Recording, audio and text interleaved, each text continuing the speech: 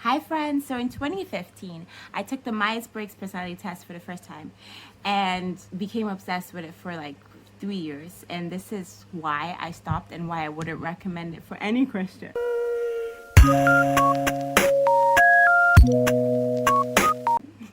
So before I move on, I just want to say I'm so sorry that I haven't done a video in so long.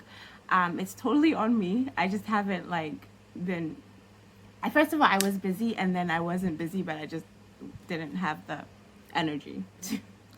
But I'm gonna start doing it. I'm back. I'm back. Okay. So in 2015, a friend that I co-led a Bible study with, he was like, "You should take this test that I took for my psychology class." And I was like, "Oh, this is really cool." So I took the test and I got ISFP, which is a personality type. So it's the Myers-Briggs TI, it's MBTI, I forget what TI means, but it's the Myers-Briggs personality test developed by a mother and a daughter based off of a psychologist named Carl Jung, they say it, Carl Jung, his theory of personality types. So they built 16 personalities off of Carl Jung's theory of four categories of human tendencies, I guess. And so I took the test, and it's one of those psychological tools where like they help you understand your tendencies or your personality and like develop your strengths and stuff. So the Enneagram would be one of them. The humors, like being, if you're phlegmatic, sanguine, choleric, those things, they're all a part of the whole typology thing. But anyway, so I took the test. I got ISFP, and I was like, oh my goodness, this is me. I was just so convinced. I was like, this is me, like 100%. So I kept taking the test because I became so obsessed with it. And like I would take it and I get ISFP, and then I take it and I get INFP, and I was like, no, I am ISFP. And then over time, I just kept taking it, and I kept getting INFP, and I kept reading into both personalities, and I was like, okay, I'm definitely INFP. I was wrong. I'm INFP. And anyway, it's just the difference is just S and N, right? So I have notes. So if I keep checking, that's why. But anyway, so I finally settled on INFP. I did not fully understand the test at that time. I just knew that it very well described who I was, and it helped me, I guess. I would do something, I'd be like, oh, it's because I'm INFP. Or someone would do something, I'd be like, it's because they're this other personality type. So anyway, I really started to like get everyone to take it, and so I got my roommates to take it, I got my friends to take it, everyone I met, I was like, you need to take this test. It's going to help me understand who you are and how to interact with you. So that was kind of my motivation for it. So I just want to take a moment to apologize to everyone who I had take this test. I am so sorry that I forced you to take the test if you didn't want to take it. And even if you did, I'm really sorry. And if I let you take this test and you got as obsessed with it as I did, I'm really sorry. And I'm telling you why it's not what it claims to be, and why you should ask the Lord to help you walk away from it. But this is an apology too. I'm so sorry. Forgive me. And next time I try to get you to do something, seek discernment from the Holy Spirit. Okay, so, but anyway, I was just like, very much into it. I would have friends take it, and so I started reading more into Myers-Briggs. I started trying to understand how they knew who each person was and why it made so much sense. And so then I found out about the functions. The functions are pretty much the underlying reasons why these personalities make sense. And this part of the test was taken from Carl Jung, who was a psychologist. I'm not sure if I mentioned him at the beginning, but he was a psychologist who the mother and daughter built this personality whole thing off. So Carl Jung was a psychologist, also an occultist, if you read more into it. And he was told by a spirit guide named Philemon, so essentially a demon, that he was told, it was written out that human beings have they have four functions, and they're opposites, and you need to find the balance between them to reach your full capacity or something. I'm gonna link a video. You should watch it. It explains further if you're interested in finding out why it's not a good idea to do these things. Anyway, I didn't know all of this at the time, but so that's where he got the whole idea of functions from. It's very occultic if you even look at like different things. But anyway, so he built off of this. So there are 4 functions, and actually there are 8 functions, but they're based off of 4 things: intuition, sensing, feeling, and perception. I think it is. Yes, I think it is. So I started looking into functions, because if you want to truly understand MBTI, you have to understand the functions. And I'm just gonna take a moment to talk about Harry Potter. You'll see what I'm doing. So when I was in middle school, aka JSS, I fell in love with Harry Potter. I had a group of friends that would read Harry Potter together, and oh my goodness, I was so obsessed. And that was before I became a Christian. But so I had this diary where I just wanted to understand Harry Potter. So I would like, I won't study for my BEC, but I would study Harry Potter. Like, I had a book where I was writing out spells, and I was trying to comprehend like how Voldemort would become I Am Tom Riddle, and like I was just so mind blown by Harry Potter. I filled a diary full of these things. And then when I became a Christian, I went back and I looked at these pages, and I was like, how, what? Like, you know, like, this was pure witchcraft, and I was like so obsessed with it, trying to understand it.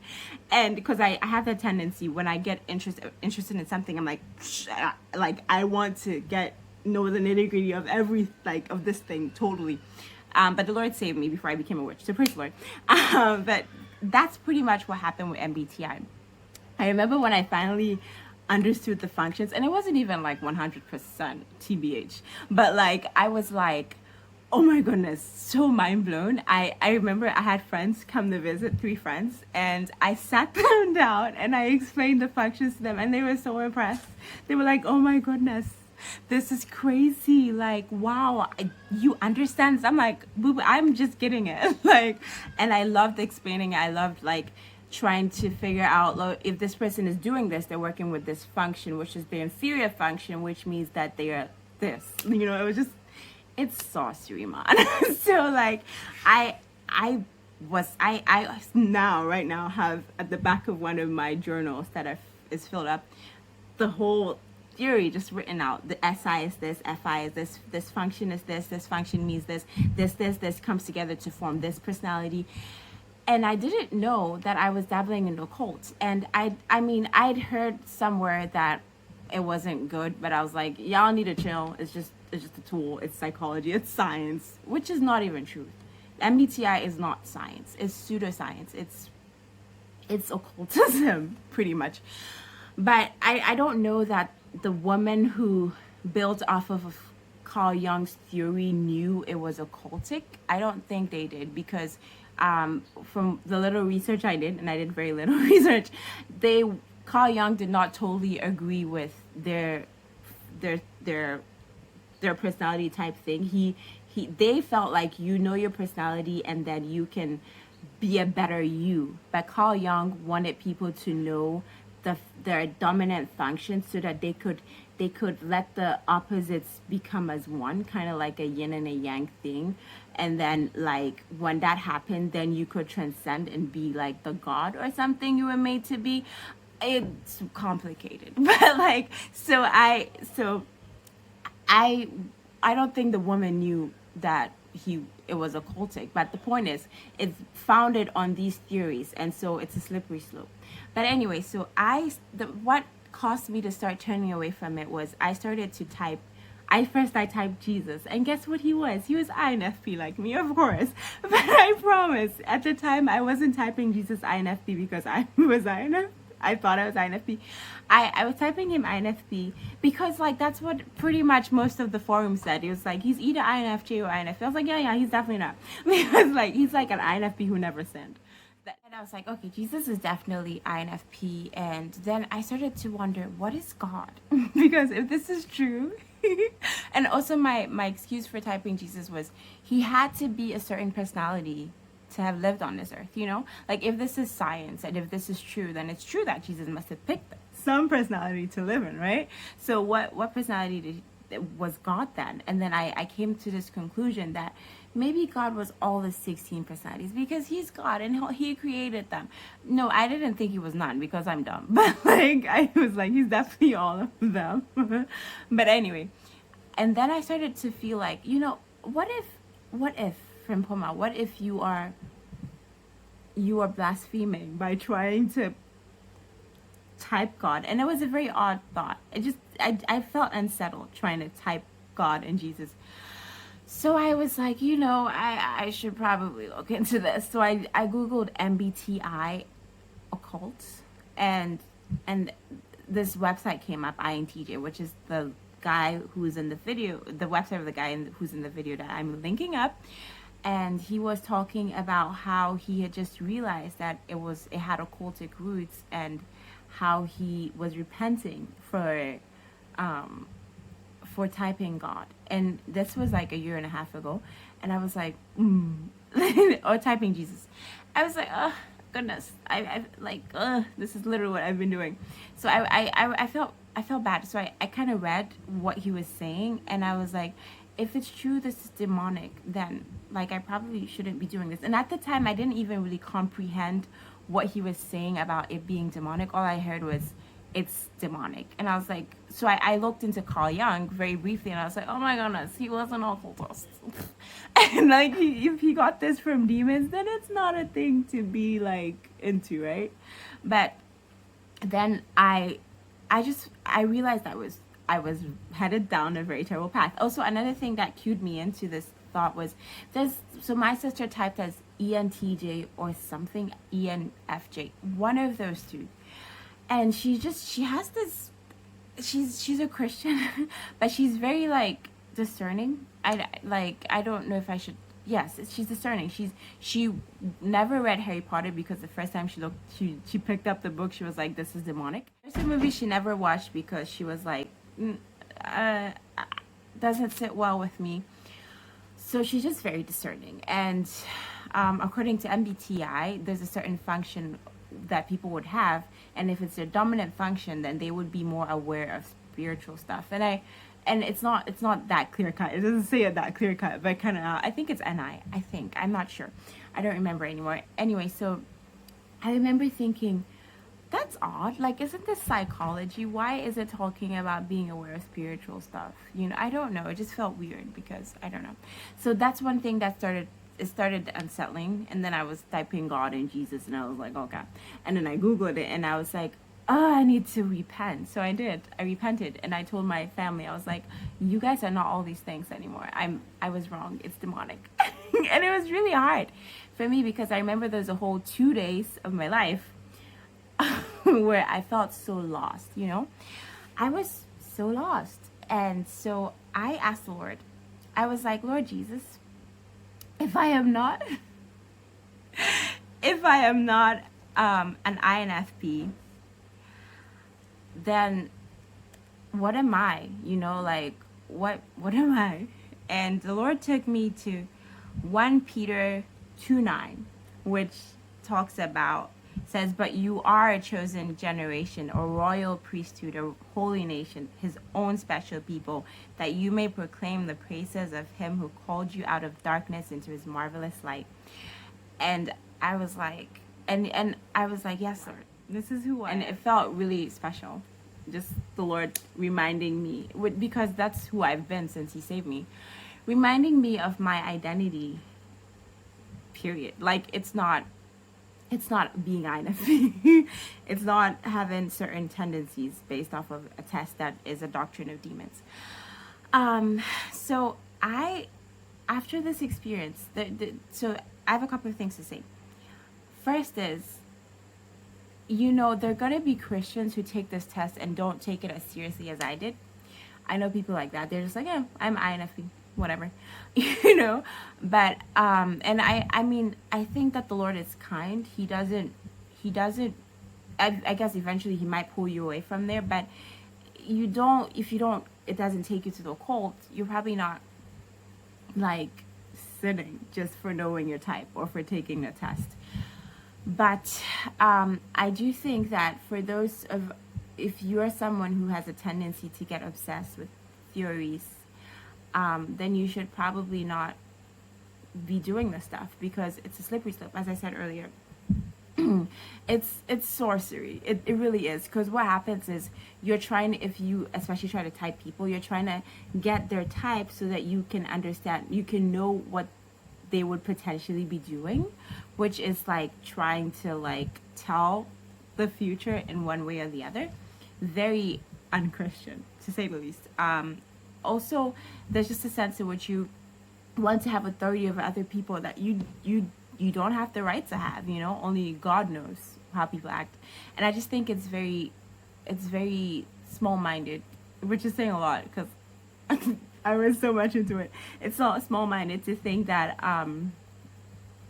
everyone can fit into 16 personalities or 9 personalities. The Enneagram. Fun fact, I never got an Enneagram because I saw that circle with the star-ish thing. I was like, this thing is demonic. So I never got an Enneagram, but like then I was into MBTI. It's weird. But the video talks about Enneagram briefly. It's also demonic. I would say it's more demonic because the person who created the Enneagram actually did automatic writing, which is demonic. Okay, it's just plain straight up demonic. So yeah, but so I also found that the more I depended on my INFP identity, the more I tended to be like, whenever I was doing something, I think, oh, what would an INFP do, and then try to do that. Or like if I did something, I would excuse it with, oh, it's because I'm an INFP, you know. God is so kind, he saved me. But but I would not recommend that Christians depend on any kind of typology to define who they are, because you look at the root of these things and they all have occultic roots, and you think, oh, it can be redeemed. But I don't think the Bible ever redeems theories of demons. I don't think the Bible redeems palm reading, because it's sorcery, it's looking into the future. It doesn't redeem astrology. What the Bible redeems is things that God has originally created good. So if there's meat that has been offered to idols, well, the meat itself was created neutral. God created the meat neutral. So you can redeem the meat, but you can't redeem like a talisman that was made for evil. The Bible talks about how they burned, like in Acts, they burned their items that they had been using for witchcraft and sorcery, because all those things were demonic. So these doctrines, we can't redeem them. We can't make them Christian. They were originally made by the devil, for the devil. It's an imitation right from the start. You can't pick an imitation and make it original. It doesn't work that way. So definitely would not recommend Christians to do it, which, yeah, no. And dude, this happened a year and a half, and I'm now free to say it. And actually what made me talk about this is my former roommate, love her to death, she texted me and was like, she was like, hey, so I took this test for med school, and like, what did I get when I was with you? And I was like, actually, I'm not into this thing anymore. And it's like, what? You're not into this thing anymore? And she actually had laughed at me. She was like, girl, you were so obsessed. I was like, I know. And she's like, you need to tell me why. I was like, I'll make a video, because I've been thinking of making a video anyway. So this is dedicated to you, my beloved. So yeah.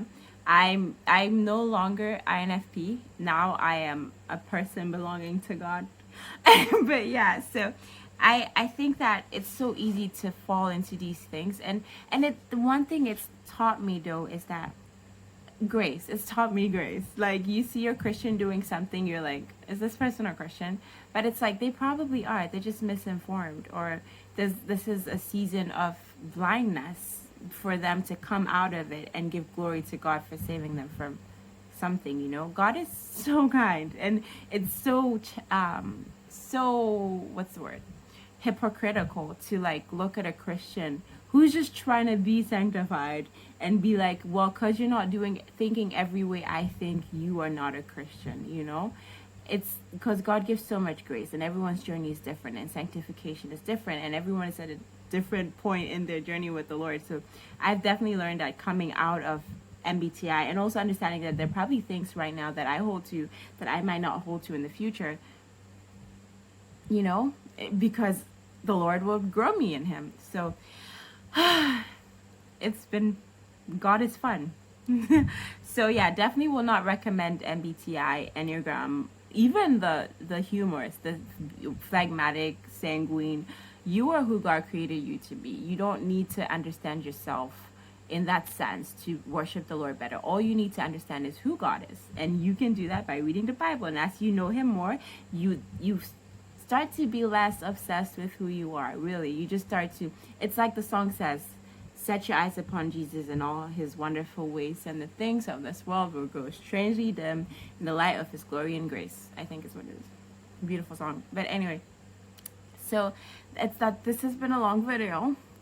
So yeah, thank you for watching. But before you go, so I did a video before this, something less than a minute, and it was supposed to be funny. Probably wasn't, but you know, I had fun doing it, so whatever. So I'm thinking of doing shorts because not always, definitely doing this too, but doing shorts more often because they're easier to do and they're just more fun too, honestly. But it would be like what I've learned, because I've been like reading the Bible and be like, oh, how did I not notice this all along? So maybe like a 30-second video talking about something that I just read that I was like really mind blown by, or like another attempt at humor that might just fall flat, but you know, whatever. So shorts, more shorts. So if you think it's a good idea, tell me. If you don't, just be like, girl, you're terrible at this, don't do that. But I would love to know what you think. Also would love to know what you think about my journey through becoming an INFP to not being an INFP anymore. And yeah, thank you for watching. Also check out the video in the link. It's really informative, especially if you're into these personality types too. Not a good idea. They're really not. So thank you so much for watching. And as always, love the Lord your God with all your heart, your mind, your soul, your strength, and your body. Okay, have a wonderful day.